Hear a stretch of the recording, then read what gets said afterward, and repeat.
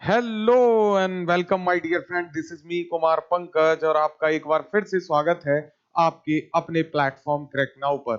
दोस्तों, हम लोग देख रहे हैं यूपी पीएससी और यूपी आरओ 2024 स्पेशल घटना सार का करंट अफेयर।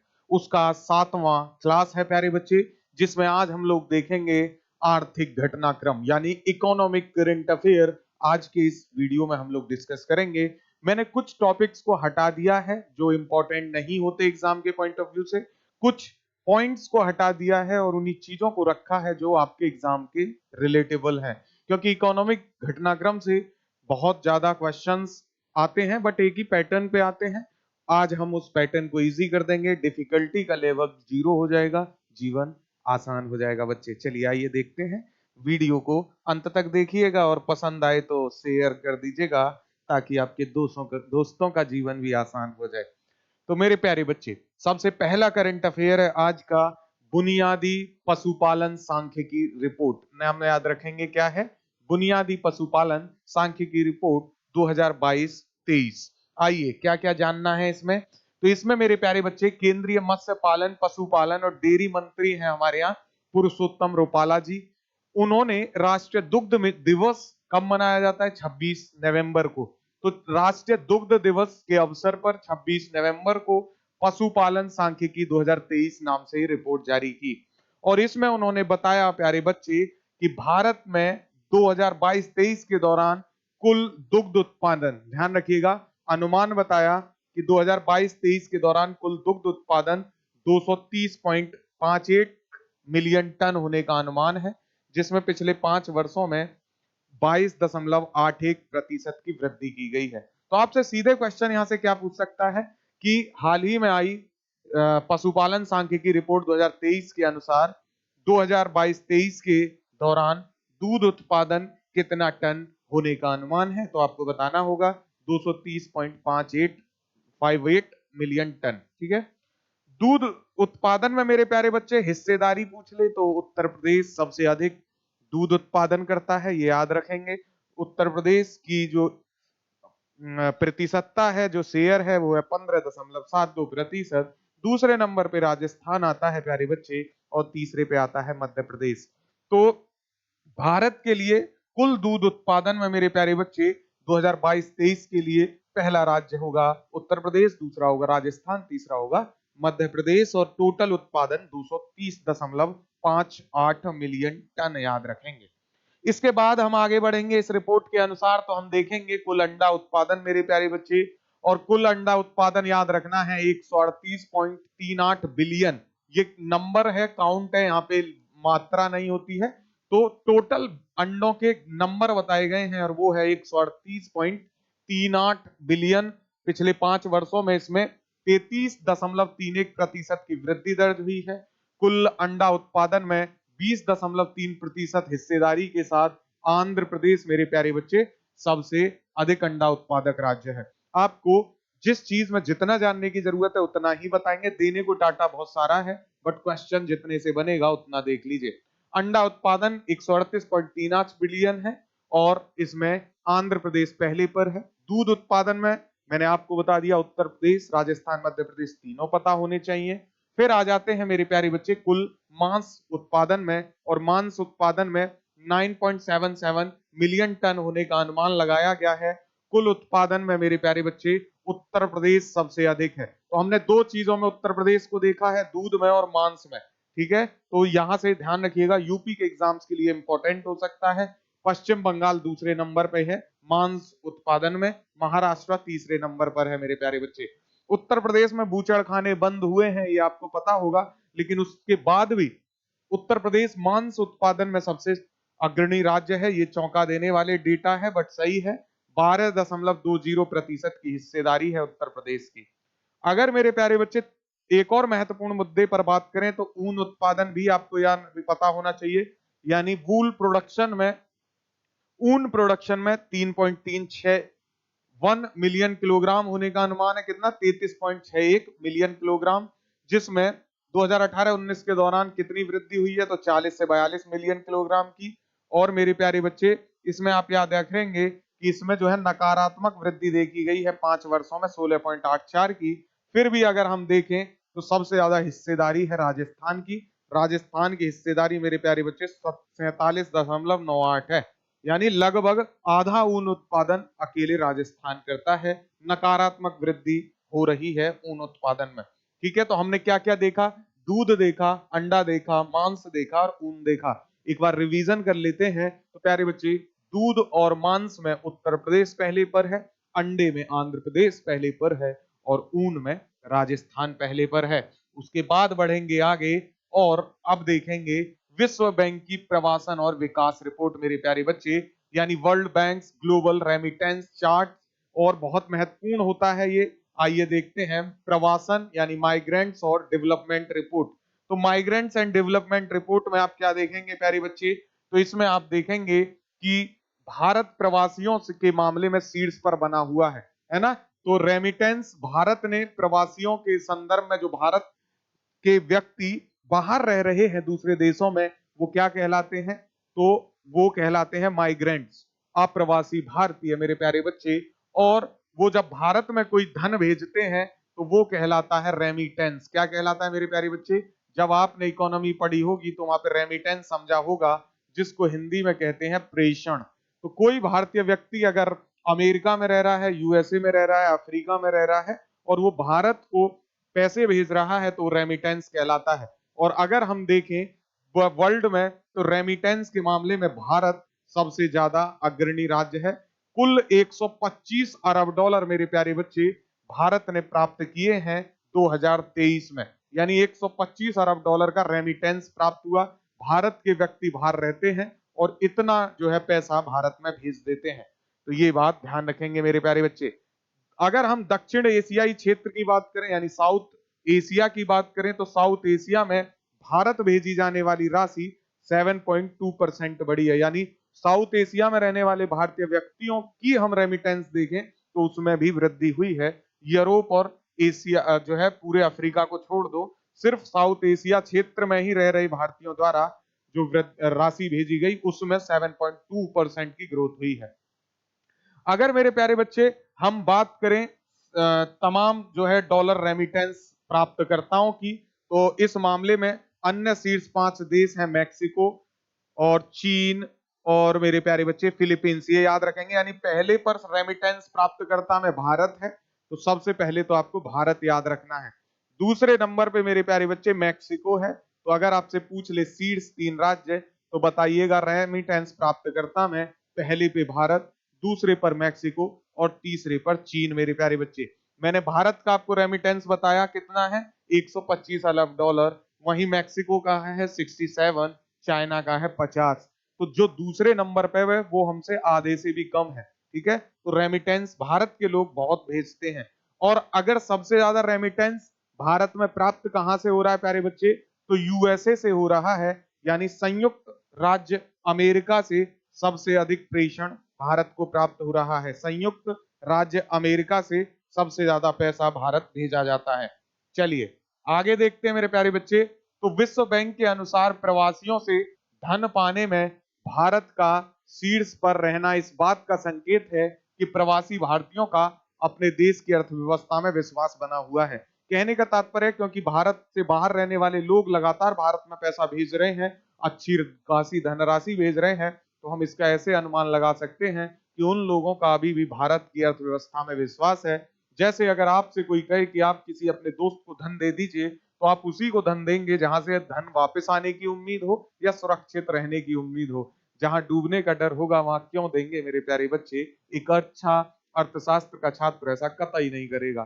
तो ठीक वैसे ही भारत के लोगों का, जो अप्रवासी भारतीय है, उनका भारत की अर्थव्यवस्था पे विश्वास है, ऐसा अनुमान लगा रहे हैं अर्थशास्त्री। चलिए अगला करंट अफेयर है एशिया प्रशांत मानव विकास रिपोर्ट, यानी Asia Pacific human development report मेरे प्यारे बच्चे 2024 के लिए जारी की गई। इसमें देखते हैं हम क्या महत्वपूर्ण बातें हैं मेरे प्यारे बच्चे। तो इसको जारी कौन करता है? संयुक्त राष्ट्र विकास कार्यक्रम यानी यूनाइटेड नेशन डेवलपमेंट प्रोग्राम इसको शुरू करता है। वर्ष 2024 के लिए एशिया प्रशांत मानव विकास रिपोर्ट जारी की गई। इसका थीम याद रखेंगे, making our future new direction for human development in Asia and the Pacific, क्योंकि रिपोर्ट का क्या नाम है, एशिया पैसिफिक रीजन। तो ध्यान रखेंगे थीम में भी आया है human development in Asia and the Pacific, शीर्षक है ये इसका, ध्यान रखेंगे। इस रिपोर्ट में भारत सहित एशिया प्रशांत क्षेत्र में विकास परिदृश्य पर प्रकाश डाला गया है मेरे प्यारे बच्चे। आइए देखते हैं इसकी महत्वपूर्ण बातें। तो मेरे प्यारे बच्चे, यूएनडीपी की ये रिपोर्ट देश में दीर्घकालिक प्रगति के साथ साथ असमानता एवं व्यापक व्यवधानों का चित्रण करती है। इसमें बताया गया है कि भारत उच्च आय एवं धन असमानताओं वाले शीर्ष देशों में उभरा है। भारत में उच्च आय भी है और साथ ही साथ उसी समय पे धन की असमानता भी है, यानी कुछ लोगों पर ही धन इकट्ठा हो रहा है मेरे प्यारे बच्चे। अगर हम इस रिपोर्ट की माने तो 2000 से लेकर 2022 के दौरान भारत में पर कैपिटा इनकम यानी प्रति व्यक्ति आय मेरे प्यारे बच्चे में तेजी से वृद्धि हुई है, और जहां ये $442 हुआ करती थी पर कैपिटा इनकम 2000 में, अब ये 2389 हो गई है। तो काफी बढ़ गई है, देख पाएंगे आप, है ना। लेकिन कुछ ही लोगों पर ये धन इकट्ठा हो रहा है, ये चिंता भी जताई गई है। आइए देखते हैं इस रिपोर्ट के बारे में। इसमें मेरे प्यारे बच्चे पर कैपिटा इनकम तो हमने देखा 2300 कितना बड़ा है, आइए एक बार डाटा फिर से देखते हैं, 2389 2389 हो गया है। लेकिन साथ ही साथ मेरे प्यारे बच्चे इस रिपोर्ट में यह भी कहा गया कि निर्धनता अनुपात, जो पॉवर्टी रेशियो है मेरे प्यारे बच्चे, $2.15 प्रतिदिन की आय की दृष्टि से 2004 से 2019 के बीच 40% से घटकर 10% ही रह गया है। यानी निर्धनता अनुपात, जो गरीबी है, पॉवर्टी रेशियो है, वो भी काफी कम हुआ है, 40% से 10% रह गया है। और साथ ही कहा कि रिपोर्ट के अनुसार प्रति व्यक्ति आय में वृद्धि के साथ साथ आय एवं संपत्ति की असमानता में भी वृद्धि एक चुनौती बनी है कि ये पर कैपिटा इनकम बढ़ तो रहा है, लेकिन ये क्योंकि पूरे नेशनल के लेवल पे निकाला जाता है, आपको पता होगा पर कैपिटा इनकम कैसे निकालते हैं, तो राष्ट्रीय आय इनटू व्यक्तियों को काउंट किया जाता है। तो ये कुछ ही लोगों पर केंद्रित है, सभी को समान धन नहीं बट रहा है। प्यारे बच्चे, रिपोर्ट में दिए गए एक अन्य आंकड़े के अनुसार 2015-16 और 19-21 के दौरान देश में मल्टी डायमेंशनल पॉवर्टी, जिसको कहते हैं बहुआयामी निर्धनता, ये 25% से घटकर 15% रह गई है, ये बात भी याद रखेंगे। यानी मल्टी डायमेंशनल पॉवर्टी भी घटी है और ये घटकर 15% रह गई है, 10% की कमी इसमें आई है। तीन बातें हमने देखी प्यारे बच्चे। हमने देखा जो है पॉवर्टी रेशियो घटा है 40 से 10, हमने देखा मल्टीपल डायमेंशनल पॉवर्टी घटी है 25 से 15 रह गई, और हमने देखा पर कैपिटा इनकम काफी बढ़ गई है, जहां 400 से 2389 तक पहुंची है। तो काफी अच्छा पॉजिटिव रिस्पॉन्स है। बस चिंता का विषय एक ही है कि आय और संपत्ति की असमानता में वृद्धि हुई है। ठीक है, चलिए मेरे प्यारे बच्चे, और दूसरी बात है निर्धनता देश के कुछ ही राज्यों में केंद्रित होने की बात भी इस रिपोर्ट में कही गई। इसमें बताया गया है कि इन सफलताओं के बावजूद, ये जो 3 सफलताएं मैंने बताई, इसके बावजूद निर्धनता उन राज्यों में केंद्रित है जहां देश की 45% जनसंख्या निवास करती है, किंतु 62% निर्धन इन्हीं राज्यों में है। जैसे आपका उत्तर प्रदेश हो गया, बिहार हो गया, मध्य प्रदेश हो गया, राजस्थान हो गया, मेजॉरिटी ऑफ पॉपुलेशन इन्हीं में है राज्यों में, और यहाँ मेरे प्यारे बच्चे 62% निर्धन रहते हैं। तो ये भी एक चुनौती भरा जो है सबब है। चलिए, इसमें मेरे प्यारे बच्चे इन्होंने ये भी कहा कि कुछ लोग जो है पॉवर्टी से निकल तो आए हैं, गरीबी से तो निकल आए हैं, लेकिन अगर शीघ्र समय में फिर से कुछ ऐसा हुआ तो गरीबी में सबसे पहले जाने की संभावना किस समूह की रहेगी? तो महिलाएं सबसे पहले, फिर मेरे प्यारे बच्चे अनौपचारिक श्रमिक जो असंगठित क्षेत्र में कार्य करते हैं, और तीसरा अंतर राज्य प्रवासी, जैसे बिहार का निवासी दिल्ली में आ जाए, उत्तर प्रदेश का निवासी दिल्ली में आ जाए या मुंबई चला जाए, वो सब कहलाते हैं अंतरराज्य प्रवासी। तो ये भी जो है गरीबी में चले जाएंगे अगर कुछ गड़बड़ होती है तो। ये बात ध्यान रखेंगे मेरे प्यारे बच्चे। ठीक है, इस रिपोर्ट में ये कहा गया है कि एशिया प्रशांत मानव विकास रिपोर्ट में दीर्घकालिक प्रगति के साथ साथ असमानता और व्यापक व्यवधान की स्थिति का चित्रण आपने देखा। बस आप यही ध्यान रखिएगा, इसमें और कोई ज्यादा महत्वपूर्ण बात नहीं है, जो इंपॉर्टेंट थी वो मैंने हाईलाइट कर दी। अगला महत्वपूर्ण करंट अफेयर देखेंगे मेरे प्यारे बच्चे, लीड्स 2023 सर्वे रिपोर्ट में उत्तर प्रदेश दूसरे वर्ष भी अचीवर बना रहा है। 3 स्टार क्वेश्चन है, महत्वपूर्ण है। लगातार दूसरे वर्ष अचीवर की कैटेगरी में आया है उत्तर प्रदेश। लीड्स की फुल फॉर्म क्या होती है प्यारे बच्चे? तो लीड्स माने होता है आपका logistic ease across different states. ठीक है, तो दिसंबर 2023 में जारी ये logistic ease across different states lead survey report 2023 में यूपी को लगातार दूसरे साल अचीवर्स प्रदेश की सूची में शामिल किया गया है। रिपोर्ट में यूपी को लैंडलॉक राज्यों की श्रेणी में अचीवर्स घोषित किया गया है मेरे प्यारे बच्चे, ये बात ध्यान रखेंगे। दोस्तों इसमें आप जो महत्वपूर्ण चीज है वो आप याद रखेंगे कि रिपोर्ट में यूपी को लैंडलॉक राज्यों की श्रेणी में अचीवर्स घोषित किया गया है। लैंडलॉक राज्य से क्या तात्पर्य है? लैंडलॉक राज्य से तात्पर्य है वो स्टेट जो किसी भी तरफ से, अपने चारों तरफ सीमा से, समुद्र से सीमा साझा ना करता हो, कोई बड़ी वाटर बॉडी जिसके साथ सीमा साझा ना करती हो। तो अगर आप उत्तर प्रदेश को देखें, बिहार को देखें, ये ऐसे स्टेट्स हैं मेरे प्यारे बच्चे जो किसी वाटर बॉडी के साथ सीमा साझा नहीं करते, इसलिए यूपी को लैंडलॉक राज्यों की श्रेणी में अचीवर्स घोषित किया गया है। ये बात आपने ध्यान रखनी है। लीड्स मेरे प्यारे बच्चे यानी logistic ease across different state, सभी 36 राज्यों व केंद्र शासित प्रदेशों में लॉजिस्टिक बुनियादी ढांचे, सेवाओं व मानव संसाधनों का आकलन करने के लिए स्वदेशी डाटा सूचकांक है। इसमें राज्यों को 4 श्रेणियों, एक कोस्टल, दूसरा लैंडलॉक, तीसरा नॉर्थ ईस्ट और चौथा संघ शासित राज्य में बांटा गया है। यानी ये जितनी भी रैंकिंग दी जाती है ये 4 कैटेगरी में दी जाती है। एक है आपका कोस्टल यानी तटीय राज्य, दूसरा है लैंडलॉक यानी भू आबद्ध राज्य, तीसरी कैटेगरी है नॉर्थ ईस्ट यानी जो आपका उत्तर पूर्वी राज्य है, और यूनियन टेरिटरीज यानी संघ राज्य क्षेत्र। चलिए आइए देखते हैं इन एक एक कैटेगरी को। तो रिपोर्ट में मेरे प्यारे बच्चे कोस्टल श्रेणी में यानी जो तटीय राज्य हैं उनमें आंध्र प्रदेश, गुजरात और तमिलनाडु है, और साथ ही साथ मेरे प्यारे बच्चे चौथा है कर्नाटक। इनको अचीवर्स घोषित किया गया है।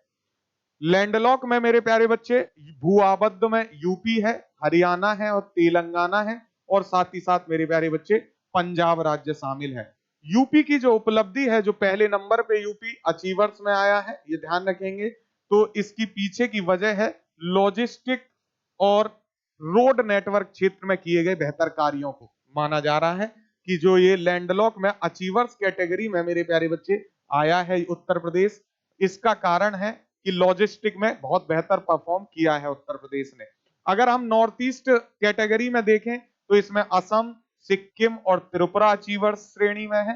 वहीं यूनियन टेरिटरी में देखें तो चंडीगढ़ और दिल्ली जो है मेरे प्यारे बच्चे अचीवर्स श्रेणी में है। आपको इसमें जो याद रखना होगा वो सारे ही ये याद रखिएगा, है ना, क्योंकि क्वेश्चन कहीं से भी पूछ सकता है। ऑब्वियसली लैंडलॉक इंपॉर्टेंट है क्योंकि यूपी इसमें पहले पर है, लेकिन क्योंकि ये रिपोर्ट बहुत इंपॉर्टेंट है तो जो उसका दिल होगा पूछ लेगा, इसीलिए मैंने इजी करने के लिए सबको अलग अलग कैटेगराइज किया है। तो ये अचीवर्स कैटेगरी थी। अब हम देख लेते हैं एस्पायर्स कैटेगरी में।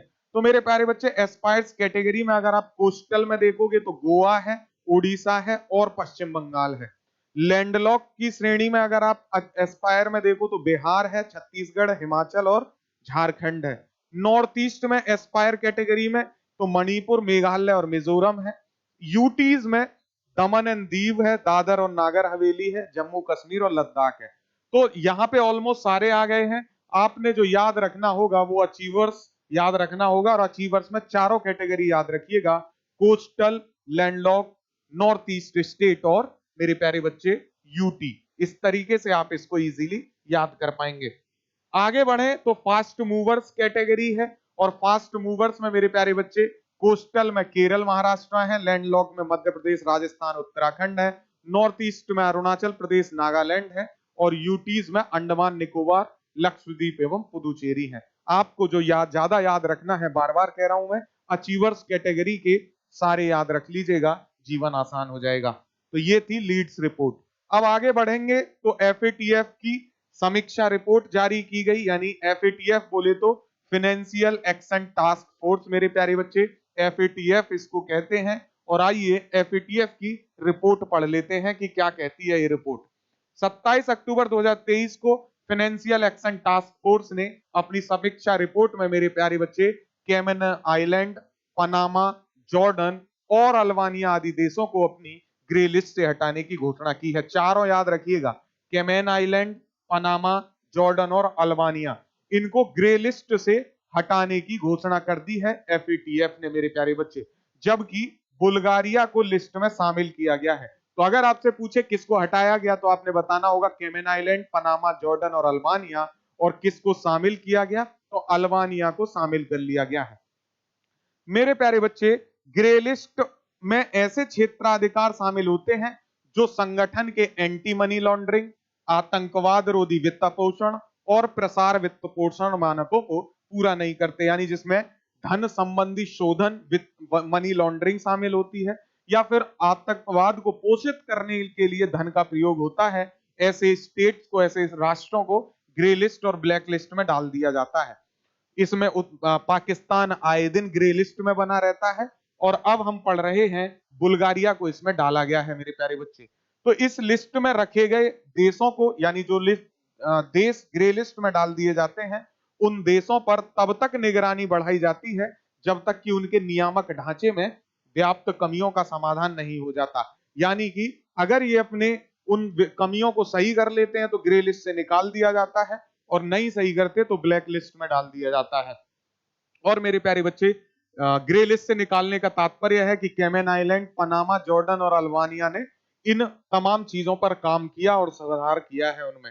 अगर हम देखें कि फाइनेंशियल एक्शन टास्क फोर्स की ब्लैक लिस्ट में भी कोई राष्ट्र शामिल है तो जी हां, उत्तर कोरिया, ईरान और म्यांमार जैसे देश अभी भी एफएटीएफ की इस ब्लैक लिस्ट में शामिल हैं, जिनको पूरी तरीके से धन और तमाम चीजें प्रतिबंधित कर दी जाती हैं एफएटीएफ के द्वारा। मेरे प्यारे बच्चे, एफएटीएफ के वैश्विक नेटवर्क में 200 से अधिक न्याय क्षेत्रों में से प्रतिनिधि और अंतरराष्ट्रीय संगठनों के पर्यवेक्षकों ने पेरिस में, जहां एफएटीएफ का मुख्यालय है, हेडक्वार्टर है, वहां पे चर्चा में भाग लिया। एफएटीएफ आतंकवाद के वित्त पोषण के लिए क्राउड फंडिंग पर एक प्रमुख रिपोर्ट प्रकाशित करने पर सहमत हुआ है। यानी अब आतंकवाद के वित्त पोषण के लिए जो क्राउड फंडिंग होती है उस पे एक रिपोर्ट जारी करा करेगा प्रतिवर्ष एफएटीएफ।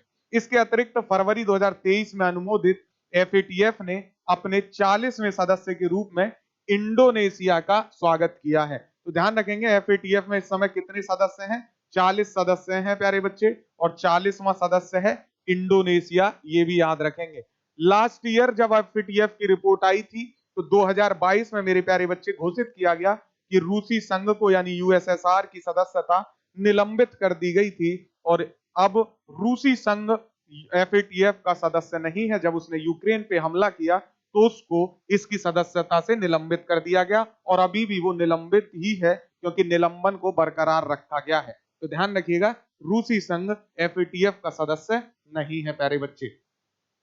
अगला महत्वपूर्ण करंट अफेयर है, ज्यूरिख दुनिया का सबसे महंगा और दमिश्क सबसे सस्ता शहर बना है मेरे प्यारे बच्चे। ध्यान रखेंगे, ज्यूरिख दुनिया का सबसे महंगा और दमिश्क सबसे सस्ता शहर है।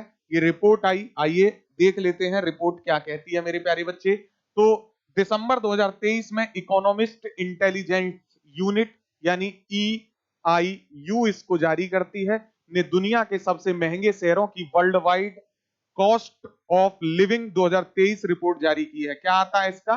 कॉस्ट ऑफ लिविंग, है ना। कॉस्ट ऑफ लिविंग नाम की ये रिपोर्ट हर साल जारी करता है इसको EIU, और इस बार रिपोर्ट जारी की गई, इसमें सिंगापुर और मेरे प्यारे बच्चे ज्यूरिख महंगाई के मामले में एक साथ शीर्ष स्थान पर हैं। तो सिंगापुर भी और ज्यूरिख भी दोनों फर्स्ट पोजीशन पे हैं महंगाई के मामले में। वर्ष 2022 में स्विट्जरलैंड का शहर ज्यूरिख छठे स्थान पर था, और इस बार ये महंगा होकर पहले नंबर पर आ गया है, और इस बार मेरे प्यारे बच्चे पहले पर है, ध्यान रखेंगे। वहीं सिंगापुर ने पिछले 11 साल में 9वीं बार प्यारे बच्चे रैंकिंग में शीर्ष स्थान प्राप्त किया है। यानी 11 साल में 9 टाइम ऐसा है कि सिंगापुर सबसे महंगा शहर बना हुआ है, ये भी आप ध्यान रखेंगे। अब न्यूयॉर्क मेरे प्यारे बच्चे तीसरे पर है, ये ध्यान रखेंगे, क्योंकि पहले पर कौन सा हो गया? तो पहले पे सिंगापुर हो गया, और जब रैंकिंग दी जाती है तो पहले पे फिर से ज्यूरिख लिखा जाएगा प्यारे बच्चे, लेकिन फिर दूसरा नहीं होगा, सीधा तीसरा होगा। और तीसरा मेरे प्यारे बच्चे न्यूयॉर्क को स्थान दिया गया है। तो ये 3 शहर हैं जो आपको दिखाई देंगे सबसे महंगे शहर के रूप में। चलिए आइए, इस रिपोर्ट में दुनिया के सबसे महंगे शहर मैंने आपको बता दिए। तो पहला सिंगापुर, फिर पहला ज्यूरिख, और तीसरा होगा न्यूयॉर्क, चौथा जेनेवा, पांचवा हांगकांग प्यारे बच्चे। रैंकिंग में सबसे बड़ी छलांग लगाने वाला 2 शहर है मैक्सिको और सैंटियागो दी क्वेतारो। इनको मेरे प्यारे बच्चे ध्यान रखेंगे। डॉलर के मुकाबले पेसो मजबूत हुआ है, इसके अलावा ब्याज दरों में वृद्धि और भारी निवेश के कारण ये हुआ, इसको छोड़ दीजिए। ध्यान रखना है दुनिया का सबसे सस्ता शहर दमिश्क है, सीरिया है ना। सीरिया में आपको पता है स्थितियां बहुत नाजुक हैं, तो वहां कोई जाना पसंद नहीं कर रहा, रहना पसंद नहीं कर रहा, इसलिए ये सबसे सस्ता शहर बना हुआ है। और ये इस लिस्ट में सबसे अंतिम स्थान पर है, 173वें स्थान पर प्यारे बच्चे। अगर हम भारत में देखें तो भारत में सबसे सस्ता शहर है अहमदाबाद, जिसकी 166वीं पोजीशन है। उसके बाद चेन्नई है, 163वीं रैंकिंग मिली है। भारत में सबसे महंगा शहर मुंबई है मेरे प्यारे बच्चे, और इस रिपोर्ट में इसकी 150वीं रैंकिंग है। नई दिल्ली को 159वां स्थान मिला, यानी मुंबई के बाद सबसे महंगा शहर दिल्ली है, और इसके बाद फिर बेंगलुरु है प्यारे बच्चे। तो ये याद रखेंगे 150 से 163वीं तक 3-4 शहर दिल्ली जो है, 3-5 शहर दिखाई देंगे आपको। पहले 150 पे मुंबई, 159 पे मेरे प्यारे बच्चे दिल्ली, 161 पे बेंगलुरु, 163 पे आपको दिखाई देगा चेन्नई, और 166 पे अहमदाबाद। तो सबसे सस्ता अहमदाबाद और सबसे महंगा मुंबई, ध्यान रखेंगे। अगला महत्वपूर्ण करंट अफेयर है प्यारे बच्चे, विश्व की सबसे ऊंची परमाणु सुविधा बोलीविया में स्थापित की गई है। इंपॉर्टेंट है, ध्यान रखना है इसके बारे में। तो ध्यान रखेंगे रूस के परमाणु ऊर्जा निगम रोसाटॉम ने बोलीविया के अल अल्तो में समुद्र तल से लगभग 4000 मीटर की ऊंचाई पर पर्वत उल्का में एक अनुसंधान रिएक्टर दबाव पोत स्थापित करके एक रिकॉर्ड बनाया है। कहां की है? रूस की परमाणु ऊर्जा निगम रोसाटोम है, बोलीविया के अल अल्तो में इन्होंने ये लगाया है। ठीक है, तो अब ये विश्व की सबसे ऊंची परमाणु सुविधा बन गई है मेरे प्यारे बच्चे, ध्यान रखेंगे इसका।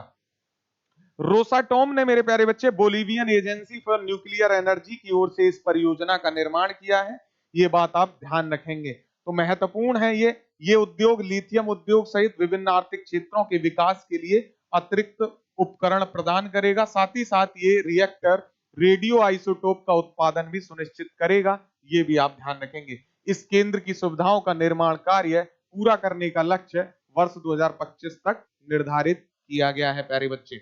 अगला महत्वपूर्ण करंट अफेयर है, रेलवे से जुड़ी 2 कंपनियां हैं, इरकॉन और राइट्स लिमिटेड। इनको नवरत्न कंपनी का दर्जा मिल गया है। तो रेलवे से जुड़ी हैं दोनों ही, और भारत में नवरत्न कंपनी अब बढ़ के प्यारे बच्चे 16 हो गई है संख्या, जो पहले 14 थी। आइए डिटेल में देख लेते हैं इस क्वेश्चन को। तो रेल मंत्रालय के तहत मेरे प्यारे बच्चे इरकॉन ने इंटरनेशनल लिमिटेड और राइट्स लिमिटेड को 15वां और मेरे प्यारे बच्चे 16वीं नवरत्न कंपनी का दर्जा दे दिया गया है। दोनों कंपनियां केंद्रीय सार्वजनिक क्षेत्र उपक्रमों यानी सीपीएससी में शामिल है। इससे पहले भारत में 14 नवरत्न कंपनियां थी, अब ये 16 हो गई हैं। राइट्स लिमिटेड जो है मेरे प्यारे बच्चे कॉरपोरेशन, ये आने के 50वें वर्ष में प्रवेश करते हुए राइट लिमिटेड भारत में एक अग्रणी परिवहन इंफ्रास्ट्रक्चर परामर्श और इंजीनियरिंग फर्म है, ये बात ध्यान रखेंगे। और ये जो राइट्स लिमिटेड कॉरपोरेशन है, ये परिवहन, रेलवे, रोलिंग स्टॉक के निर्यात, राजमार्ग, हवाई अड्डे, महानगर, शहरी इंजीनियरिंग, बंदरगाह और मेरे प्यारे बच्चे जलमार्ग और ऊर्जा प्रबंधन के क्षेत्र में सेवाएं देती है।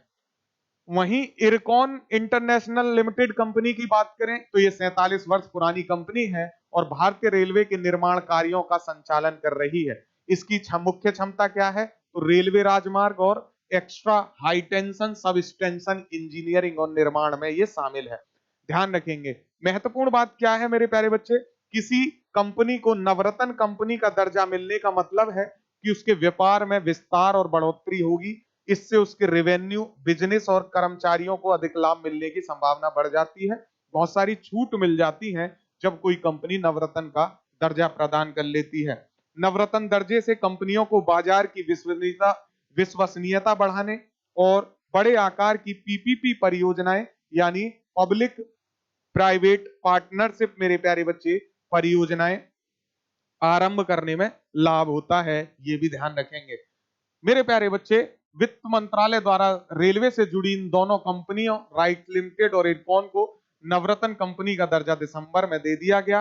भारत में अगर आपसे पूछ ले 16 स्थायी नवरत्न पीएसयू यानी पब्लिक सर्विस जो है इंटरप्राइजेस या पीएसयू कौन कौन से हैं, तो भारत इलेक्ट्रॉनिक लिमिटेड, बेल container corporation of India limited, engineers India limited, Hindustan aeronautical limited, Mahanagar telephone Nigam limited, national aluminium company limited, Rashtriya Bhavan Nirman Nigam limited, Neyveli lignite corporation limited. और मेरे प्यारे बच्चे अगली 8 है shipping corporation of India limited, Rashtriya Khanij Vikas Nigam, Rashtriya Ispat Nigam limited, rail Vikas Nigam limited, ONGC Videsh limited, Rashtriya chemicals and fertilisers जो 14वीं थी, और 15वीं इरकॉन और 16वीं राइटर्स लिमिटेड। मेरे प्यारे बच्चे, तो इस तरह ये 16 कंपनियां अब नवरत्न का दर्जा प्राप्त कर चुकी हैं। अगला महत्वपूर्ण करंट अफेयर है मेरे प्यारे बच्चे, वैश्विक यूनिकॉर्न रैंकिंग। वैश्विक यूनिकॉर्न रैंकिंग, यूनिकॉर्न रैंकिंग मेरे प्यारे बच्चे, यूनिकॉर्न कौन होते हैं, तो वो सभी स्टार्टअप जिनका वैल्यूएशन $1 बिलियन से अधिक हो जाता है वो यूनिकॉर्न बन जाते हैं। और नवंबर 2023 में जारी रैंकिंग के अनुसार भारत 72 यूनिकॉर्न कंपनियों के साथ वैश्विक यूनिकॉर्न रैंकिंग 2023 में तीसरे स्थान पर है। और इन 72 में 8 यूनिकॉर्न मेरे प्यारे बच्चे हमारे उत्तर प्रदेश से हैं, ये भी आप याद रखेंगे। तो भारत की रैंकिंग कौन सी है, थर्ड रैंकिंग है इंडिया की, याद रखेंगे, इंपॉर्टेंट क्वेश्चन है ये, मैं कई बार पढ़ा चुका हूं, मैराथन में भी पढ़ाया था इसको। तो इन इंडिया में जो 72 यूनिकॉर्न कंपनी है इनका कुल मूल्यांकन कितना है, 195.75 बिलियन। और जर्नलिस्ट ऑर्ग के शोध के अनुसार देश के यूनिकॉर्न कुल वैश्विक यूनिकॉर्न मूल्यांकन में 5% का महत्वपूर्ण योगदान देते हैं, ध्यान रखिएगा। वैश्विक रैंकिंग में अगर हम देखें वर्ल्ड वाइड जो यूनिकॉर्न है उसकी रैंकिंग में जगह बनाने वाली पहली भारतीय कंपनी है मेरे प्यारे बच्चे बायजूस, जो $11.50 बिलियन के मूल्यांकन के साथ 36 पोजीशन पे है, यानी विश्व में 36वां स्थान है बायजूस का मेरे प्यारे बच्चे।